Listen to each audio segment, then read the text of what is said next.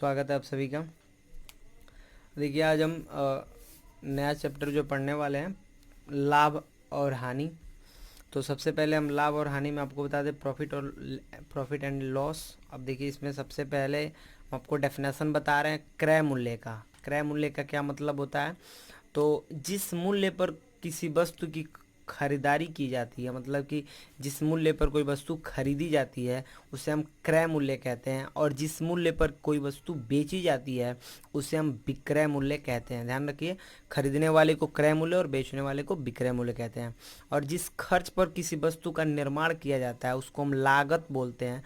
और विक्रय मूल्य जो है क्रय मूल्य से बड़ा होता है जब लाभ होता है, और विक्रय मूल्य क्रय मूल्य से छोटा होता है जब हानि होता है।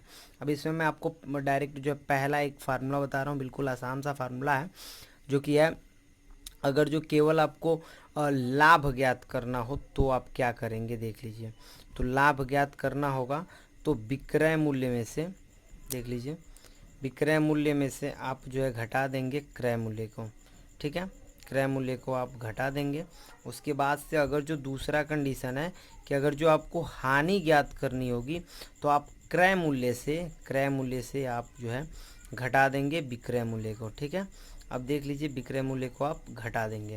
उसके बाद कंडीशन है कि लाभ इक्वल टू विक्रय मूल्य माइनस क्रय मूल्य हो जाता है, और हानि इक्वल टू क्रय मूल्य माइनस विक्रय मूल्य हो जाता है। वही कंडीशन अगर जो हानि प्रतिशत और लाभ प्रतिशत की बात की जाए तो क्या कंडीशन है, देख लीजिए।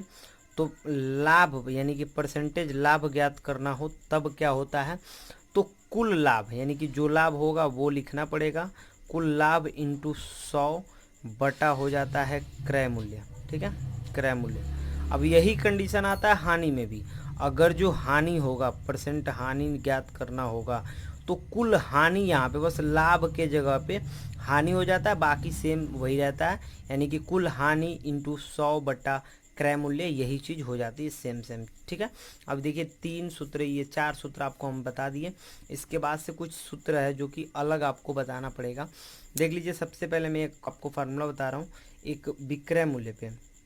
अगर जो सौदे में लाभ हो रही है तब एक विक्रय मूल्य कैसे ज्ञात किया जाता है, विक्रय मूल्य न दे रहा हो और सौदे में लाभ हो रही है, कितना में बेचा जा रहा है ये चीज़ दिया रहता है, और लाभ कितना हो रहा है ये चीज़ भी दिया रहता है, और विक्रय मूल्य नहीं दिया रहता है, तब अब क्या करते हैं, तो तब विक्रय मूल्य इक्वल टू एक फार्मूला होता है क्रय मूल्य इंटू 100 प्लस प्रतिशत लाभ, यानी कि लाभ परसेंट बटा हो जाता है आपका 100। तो ये होता है जब सौदे में लाभ होता है, यानी कि जब सौदे में लाभ होता है तो उस कंडीशन में आप क्या करते हैं, तो देख लीजिए, जब सौदे में लाभ होता है उस कंडीशन में विक्रय मूल्य ज्ञात, यानी कि जब किसी वस्तु को बेचा जा रहा है, कुछ भी किया जा रहा है, उसमें लाभ हो रही है, तब विक्रय मूल्य आप ऐसे ज्ञात करते हैं। कब? जब विक्रय क्रय मूल्य दिया रहेगा, लाभ दिया रहेगा परसेंट का, बस। अब इसी में दो कंडीशन से सवाल ज्ञात किए जाते हैं। जैसे विक्रय मूल्य ज्ञात करने हैं तो ये चीज़ हो गया। अब इसी में यदि सौदे में लाभ हो रहा है लेकिन विक्रय मूल्य दे दिया है, लाभ दे दिया है, परसेंट लाभ दे दिया है, क्रय मूल्य ज्ञात करना है, तब क्या कंडीशन है, देखिए यहाँ पे क्रॉस मल्टीप्लाई कराएंगे तो इस पूरे का गुणा यहाँ नीचे आ जाएगा और इसका गुणा इस इंटू 100 में हो जाएगा।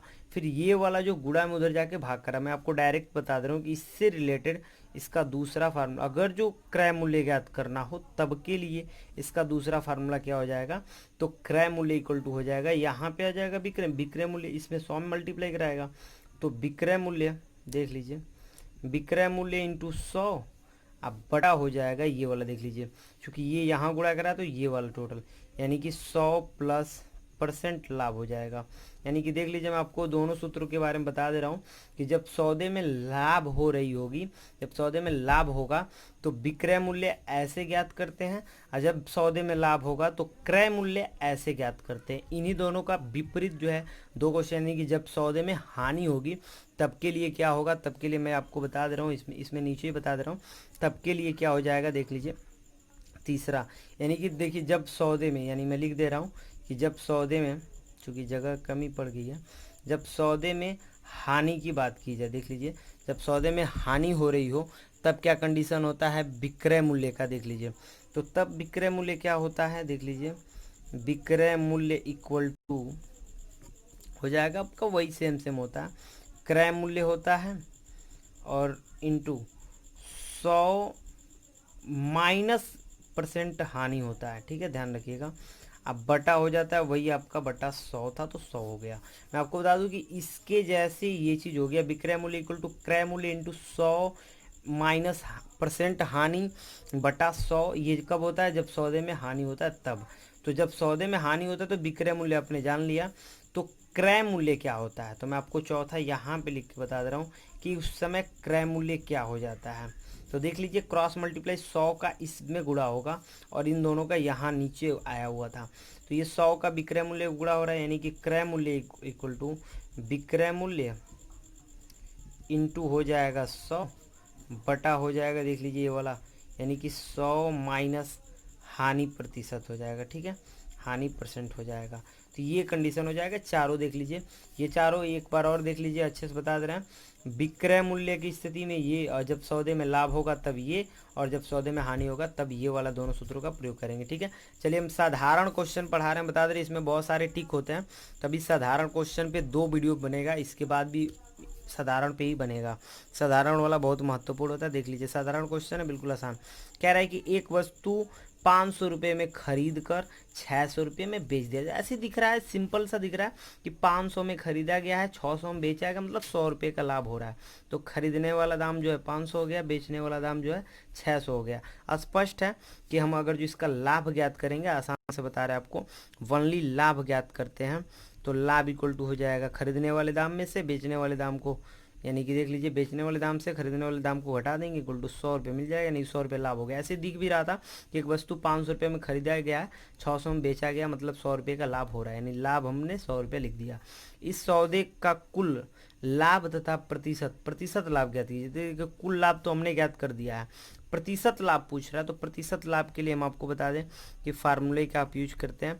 फार्मूला प्रतिशत लाभ का होता है कि कुल लाभ इंटू 100, यानी कि लाभ इंटू 100 बटा क्रय मूल्य। तो लाभ कितना 100 है, इंटू 100 बटा क्रय मूल्य कितना है, तो 500 है। 2 जीरो से 2 जीरो कट गया, 5 20 बार में कट जाएगा, यानी कि 20% हो जाएगी। 20% की उसको जो है क्या हो रहा है, तो लाभ हो रहा है। देख लीजिए, बहुत ही आसान क्वेश्चन है, सिंपल टोटल क्वेश्चन। थोड़ा सा जो इस पे आएगा वो थोड़ा टॉप होगा, बाकी इस पे जो होगा वो बिल्कुल आसान होगा। यहाँ देख लीजिए, कह रहा है कि 742 की लागत से तैयार एक वस्तु को 700 में बेचा गया। अब देखिए, 742 की लागत मतलब टोटल क्रय मूल्य जो गई है या लागत की है, इतना तैयार करने में 742 रुपये लग जा रहे हैं उसको, और वस्तु को 700 में ही बेच दिया, मतलब घाटा जा रहा है। अगर जो यहाँ पे हानि, हम ना डायरेक्ट देख लेते हैं, हानि ज्ञात करते हैं। हानि ज्ञात करते हैं तो 742 में से 700 को घटा देते हैं, मतलब क्रय मूल्य में से विक्रय मूल्य को घटा रहे हैं, तो अब 42 रुपये आपको हानि मिल रहा है। कह रहा है वस्तु पर कितने % की हानि हुई, तो मैं आपको बता दूं कि % हानि इक्वल टू क्या होता है, तो होता है कुल हानि। मैं आपको फिर से बता दूं, कुल हानि, मैं यहाँ पे बोला था कि कुल हानि, यानी हानि हो गया 42 का, और इंटू हो गया इंटू 100, और बटा हो जाएगा आपका कितना दिया, क्रय मूल्य, यानी कि 742। ये 742। अब देखिए, कटाते हैं इसको, थोड़ा अलग तरीके से कटाते हैं। ये एक बार कट जाएगा 50, और ये कट जाएगा आपका कितना बार में, देख लीजिए, 2 3 6, 2 7 14, और 2 1 में 2, 371। अब देख लीजिए, मैं यहाँ पे थोड़ा अच्छे से लिख दे रहा हूँ, 50 बटा 371 हो गया। 7 छक्के 42, सिंप्लीफाई करना है, 7 पचे 35, 7 त्रिक 21। ठीक है, ये 6 का 6 पचे 30, यानी कि 300 बटा 53 हो गया। 53 यानी कि 50 पच्चे, यानी कि हो जाएगा 50 पच्चे, यानी कि 53 पच्चे हो जाएगा 265, अब 35 बच जाएगा, 5 35 बटा 53, ये % हो जाएगा आपका, ये आंसर हो जाएगा। देख लीजिए, इसको आप सिंपली डिवाइड करके देख लीजिएगा, ये इसका आंसर होगा। अब देखिए, ये वाला तीसरा, ये क्वेश्चन मैं बता रहा हूँ आपको, कह रहा है कि एक वस्तु 20% के लाभ पर, देखिए एक वस्तु बेचा जा रहा है, 20% का उसमें लाभ हो रहा है, 300 में बेची गई है, 300 रुपये में बेच दिया गया है, मतलब विक्रय मूल्य दे रहा है, ये विक्रय मूल्य हो गया, और 20% का ये % लाभ हो गया। यदि वह 235 में बेची जाती, अब देखिए कह रहा है कि यदि 235 में बेची जाती तो हानि प्रतिशत क्या होती। अब 235 में बेची जाती, वो जाती वाला बात है, आखिर कितना में खरीदें पहले ये तो पता कर लें। तो कह रहा है कि 20% का लाभ हुआ है जब 300 में बेचा गया, तो आखिर क्रय मूल्य इसका क्या है। मैं आपको बता दूं फिर से कि जब सौदे में लाभ हुआ था तो क्रय मूल्य के लिए फार्मूला विक्रय मूल्य इंटू 100 बटा ए बताया गया था। देख लीजिए वो फार्मूला जो है। तो अब क्या करेंगे, हम इस फार्मूले का यूज करेंगे।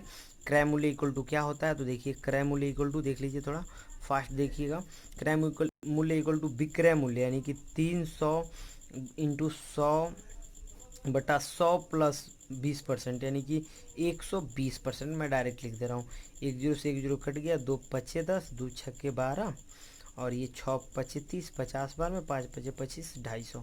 मैं आपको बता दूं कि 250 रुपये जो है उसका खरीदारी दाम है। अब कह रहा है कि जब 250 में खरीदा गया है और 235 में बेचा जाएगा तो कितने का हानि परसेंट होगा। तो मैं बता दूं कि 250 में खरीदा गया है, 235 में बेचा जाएगा, तो 250 माइनस 235 इक्वल टू हमको 15 मिल जाएगा, मतलब 15 रुपये का हमको हानि हो रहा है।